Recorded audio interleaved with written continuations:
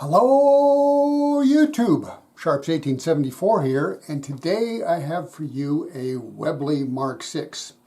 Now this really isn't a Webley Mark VI, but it is a Webley Mark VI. Now by that I mean this is a Webley Mark VI, but it was manufactured by Enfield.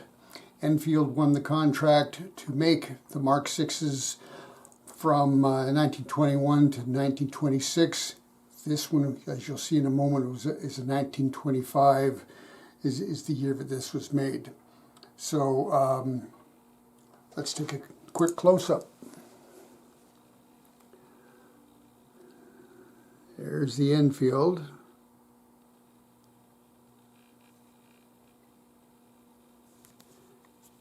And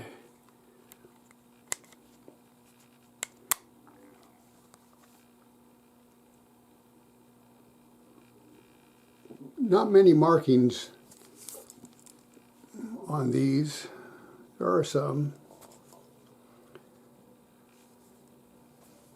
And of course here's the lever for the top brake. By that, Webley is most noted for its top brake action, which opens up, the ejector comes up, ejects the cartridges, the spent cartridges, snaps back into place so you can reload them. Now, the Webley originally came chambered in 455 Webley, which was, as I recall, a 265 grain lead bullet. Pretty beefy. The Webley Revolver, the Mark I's, I think, started in 1887. The Mark VI's were first commissioned in 1915, and they stopped around 1947. So the Webley Revolver has been around for a heck of a long time. World War I, World War II, and post-World War action in many countries until it was replaced by the Browning high power. It was briefly chambered in, I forgot. I'll put it down below. It was a 38 of some kind, and pull it down there, and I'll my senior moment will be corrected. So this is a very iconic, to me this is as iconic as the 1911 and the Luger when it comes to military firearms. Sadly, well, so just in case you didn't see that clearly, it says what it was chambered in.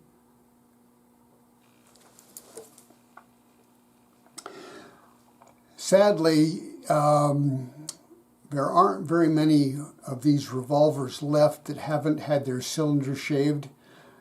Now, what do I mean by that? Well, notice the big gap in here. Well, if you look closely at the serial number, you can only see half of the serial number. Someone has come in, and I don't have my pointy stick, but you can see the step that was machined. So all this part of the cylinder was shaved off. And there you can see the step right there. Okay, and the reason they shaved that off, and this one has a radius, so someone came in with a radius cutter when they took us down on a presumably a lathe, and they shaved this down so this could be chambered in 45 ACP, which is a much more common round than the 455 Webley.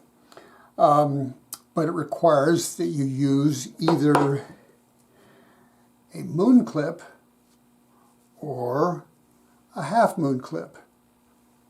And what that does is that allows you to put 45 ACP, which is a rimless cartridge, into a cylinder that was designed for a rimmed cartridge.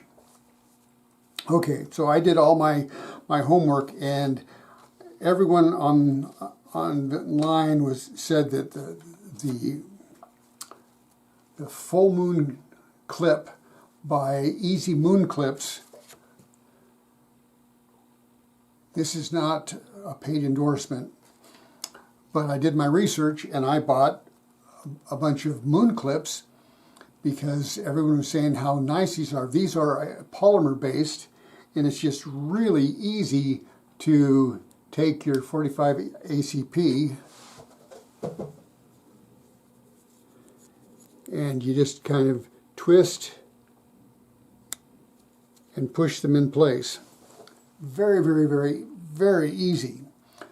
But the bad news is not all cylinders were shaved the same.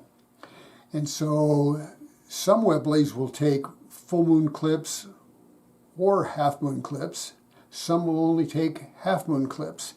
And sadly, mine is one that only takes half moon clips. So, why is that? Well, let me put these in here, and you can see how high that sits.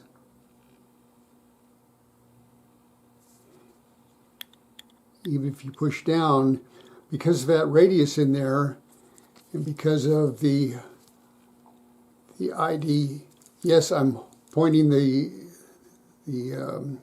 barrel at myself, and yes, that's a no-no, but to see what I'm talking about, I gotta do it. So stop writing.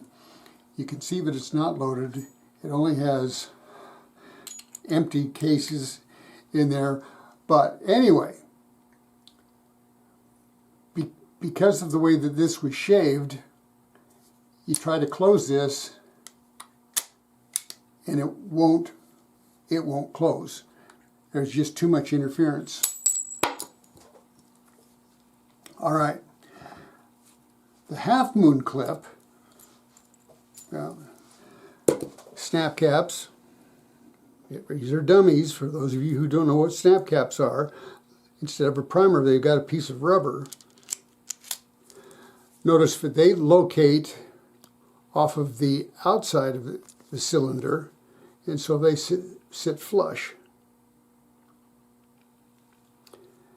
And if you take a look at the inside, you can see that there's no interference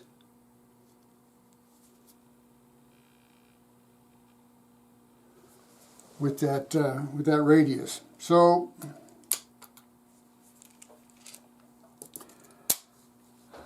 lesson to all of you who are looking at getting a Webley, make sure you know in advance if you're going to be getting half moon clips or full moon clips.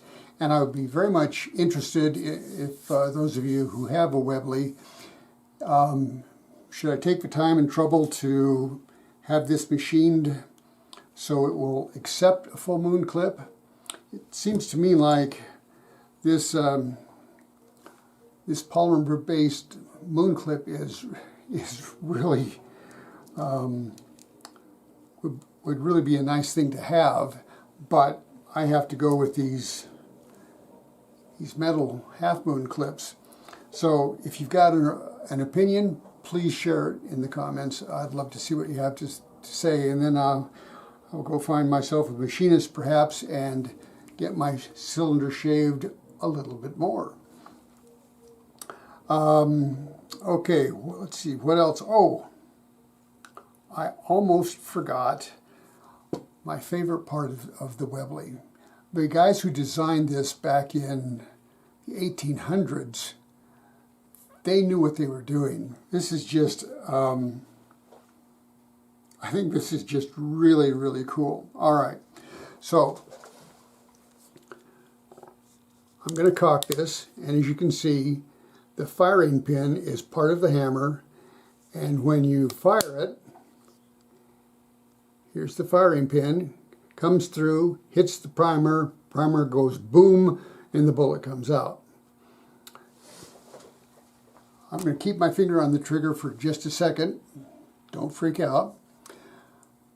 Everyone who knows about revolvers knows that there is a danger if you don't have a transfer bar or something, that if you've got your firing pin sitting on a unused primer, unspent primer, you hit the hammer hard enough, the bullet's going to go boom, and you can have a nasty accident. Okay, so I'm still maintaining my grip on the trigger, but watch, when I release, the firing pin retracts. See that again from the side. Okay. So the firing pin is sticking out. Now watch the hammer. When I release the trigger, it pulls back. That is a very cool feature that was built into this revolver many years ago, long before transfer bars. So I just think that's just, I think this is just a really cool revolver. So I just got my Half Moon clips. Now the thing you have to be careful of, you can't shoot a hot 45 ACP load through a Webley revolver. I saw online where someone thought that 6 grains of unique probably be safe, but I'm going to load up some rounds, especially for this revolver, so we'll be traveling about the same speed as what the 455 Webley was supposed to be putting out, because the big danger is get too hot of a load, the revolver could explode. So be looking for part 2, where I get some ammunition, take this out to the range, and we'll try our Half Moon clips and see what the Webley does. It is a big revolver. It just plain is big. It's hard to come up with a comparison, but so here's a 457, actually 357.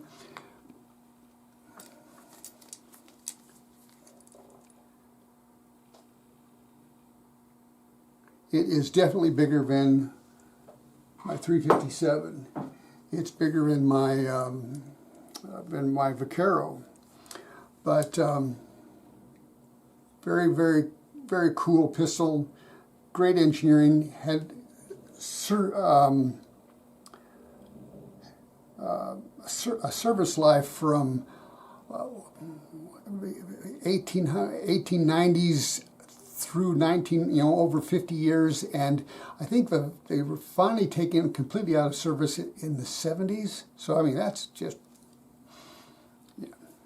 I think the Hong Kong police had them, but anyway, the Webley revolver. Oh, in case we'd missed that, from England. The English gave us an iconic revolver, one that we should all have in our collections. So, till next time, I'm Sharps 1874, and I thought you might like to know.